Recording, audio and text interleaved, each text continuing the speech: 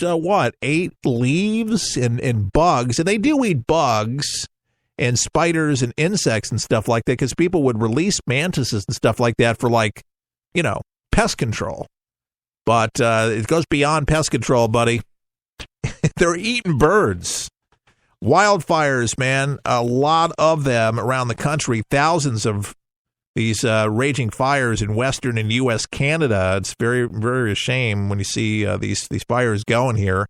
Firefighters are fighting these and hold back the flames all over the United States and destroying a smattering of homes, forcing thousands to flee and temporarily trapping children and counselors at a California campground.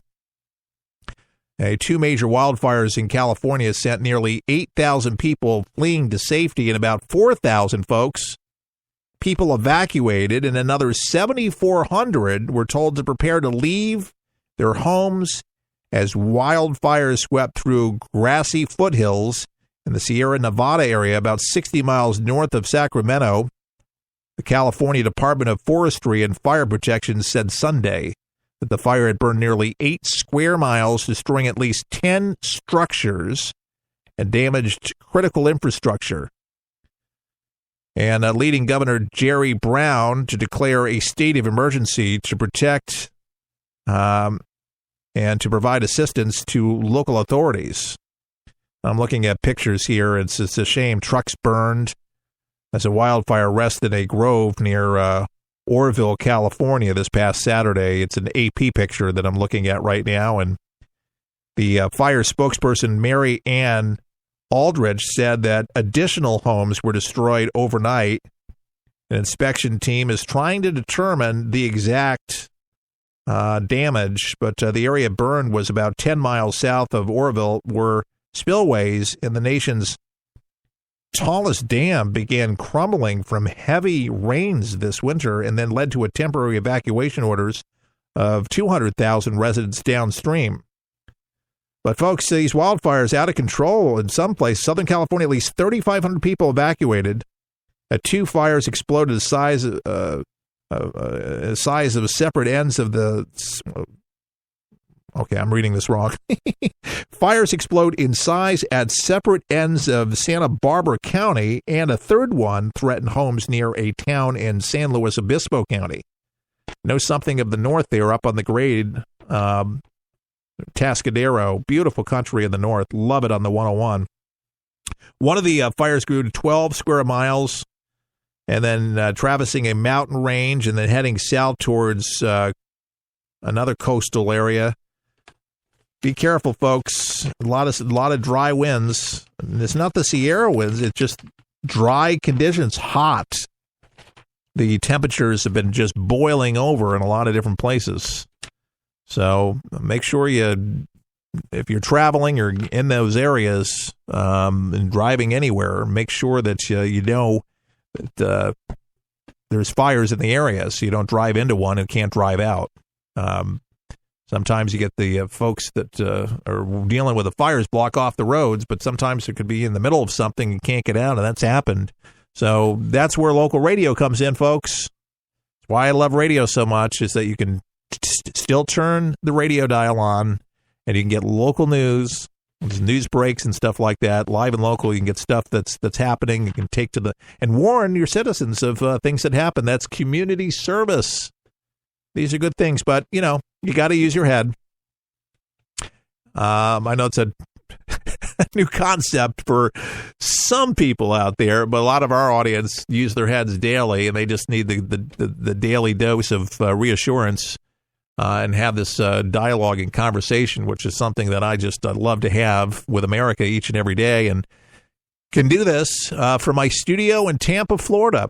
And thanks to our faithful listeners that have allowed us to do a reboot of this broadcast, Chuck Harder's For the People, that really just started in the 80s as a consumer program, and then in the 90s became one of the most listened to shows in America next to Rush Limbaugh, which is just unbelievable. And then the IRS under Hillary Clinton took Chuck off the air, an 18-year-long audit, and defamed him, and was later proved to be innocent of any wrongdoing of tax evasion of any kind, but 18 years, you put it on somebody, that's a tough thing. And discredit him greatly. But GATT and NAFTA was a big policy for Clinton, and Chuck was all over him, and they got him back for it because, he's on 350, 400 stations daily, 60 cable outlets. You make noise, boy, the Clintons, they're still the same. They'll take their, political opponents down. If there any opposition, they'll clean your clock really, really well. But he spoke truth to power, folks. And, it's one of those alternative deals where a lot of the shows, it's a tight line, man. They don't really come out and they tell you everything. And a lot of the stuff's censored because it's some of the big media companies that control the broadcast. And they tell the host, nope, we can't talk about that. Nope, you got to stay away from this. You got to stay away from that. And because of sponsors and things like that. So, one thing that you don't have to be afraid of listening to the broadcast. I have no problem with speaking the issues and speaking truth to them. And somebody's wrong, they're wrong. I'm a Trump supporter, but when Trump makes a mistake, when he does something that I think is iffy or questionable, I'll say something about it. But, I'm pro-Trump. I think the guy overall is doing a terrific job. If I had to give him a report card right now, I think the guy's definitely earned himself so far an A. I would not give him any other mark right now because the economy's ticking along, our vets are getting taken care of, our military's plugging along, and health care eventually will get passed. But this thing's not a Donald Trump issue. The health care deal is something that has issues and has had issues with Donald Trump not wanting to allow this thing to implode any further because Obama started the fire and Trump has inherited the issue here.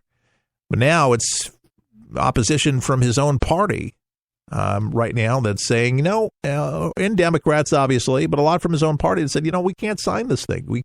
We can't do this thing. And even John McCain and here's a senator in the great state of California that knows that premiums are up like 200%. I mean, that's really hard to live under. People voted you in. And, well, let's just listen to what John McCain has to say. If you shut out the adversary or the opposite party, you're going to end up the same way Obamacare did when they rammed it through with 60 votes. Only guess what? We don't have 60 votes. My view is it's probably going to be dead, but I've been wrong. I thought I'd be president of the United States. Okay, and here's what doesn't solve the problem. This I don't know if Bernie Sanders is going to become the new voice for the DNC, but here's the problem. When the left this is the story that they're singing, this is the one they're parading. If this legislation were to pass, many thousands of our fellow Americans will die, and many more will suffer and become much sicker than they should. Now, that is not Bernie Sanders talking. That is what study after study after study shows. All right. Who studies?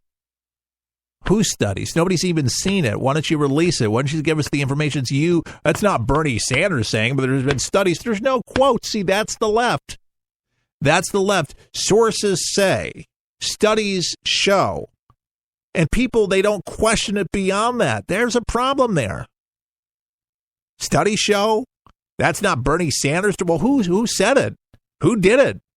Give me a break. People are dying every day, Sanders. Bernie, people are dying. It's a fact of America, fact of the world. People get older. People, unfortunately, come down with diseases. Problem, folks, is people can't afford their health insurance. They can't get insurance. Their insurance company can't keep up. And as a result of that, they can't take their medications. And their premiums are way too high. They can't afford their medications anymore. But more of the skirmishing going on, more of the politics going on. Byron York, I'm going to ask him. He's from the Washington Examiner. Byron, let me ask you this question. Will they be able to get this done? Well, they don't have much time, first of all. If they work Monday through Friday for the next 3 weeks, which is huge for them, they don't usually do that, they got 15 days to try to get this together. And as we heard, 10 Republican senators are now saying they would not vote for the bill as it is now. We have others, Republicans, who've been very quiet about it, and you get the idea that they probably won't either. So remember, Mitch McConnell can only lose 2, and he may have as many as a dozen that won't vote for it right now. But this is critical because, first, the recess was a good thing. It's always a good thing for lawmakers to hear from voters. They've been out hearing from voters, but now this week is the first time they've had a chance to come back, get all together in one room and discuss what they have heard and whether there's some version of this bill that adds this or takes away that they can all agree on. All right. Yeah, some version. Well, you know, folks, Congress returning, and many of you returning from the 4th of July holiday and their recess, and Republicans hard-pressed to accomplish a number of legislative goals in short order. And their top priority, you figured it, health care. It's in jeopardy, and it's collapsing all around us. Senator Bill Cassidy, Republican, he says, sounded a dire note Sunday about the passage of any plan the GOP-controlled Senate has in the works to repeal and replace Obamacare. He says, clearly the draft plan is dead. Cassidy, whose own overall plan remains on the sidelines, told Fox News Sunday, is the serious rewrite plan dead? I don't know. I have to I have not seen the serious rewrite plan. It's a heck of a way to do business. Cassidy's a doctor, and he also expressed uncertainty about Texas Senator Ted Cruz's plan that proposes bare-bone insurance policies, suggesting that he's uncertain about exactly how the Cruz plan works. Even Senate Majority Leader Mitch McConnell suggested over the recess that he might need bipartisan help to fix, you figure, parts of Obamacare if he can't draft or craft a major overall bill that he will get support from at least 50 of his 52 senators. The folks still watching this thing is a giant mess. And I still say, if the Republicans can't get this done, they're going to hurt more Americans. And Democrats, by just being a thorn in the side instead of not a help, there needs to be more of a definite, a miracle needs to happen. There needs to be like a miracle on 34th Street deal going on there. And maybe it'll happen. It needs to happen, and only because of the mere facts of how many people cannot be insured right now, that the insurance companies are imploding in states all over the United States. Premiums are, up 125, 200%. I mean, how do you deal with that? People are suffering. People are hurting. And from that reason, there has to be a rallying call. I hope there really is. I hope they really feel, and the only way that they're going to be able to feel that is from you reaching out to your congressman and letting them know how important it is to you by calling and burning up their switchboard on the phone. These still work. I still encourage it, and it does make a difference. They record every single phone call. They transcribe it. The senators read it. You need to do it.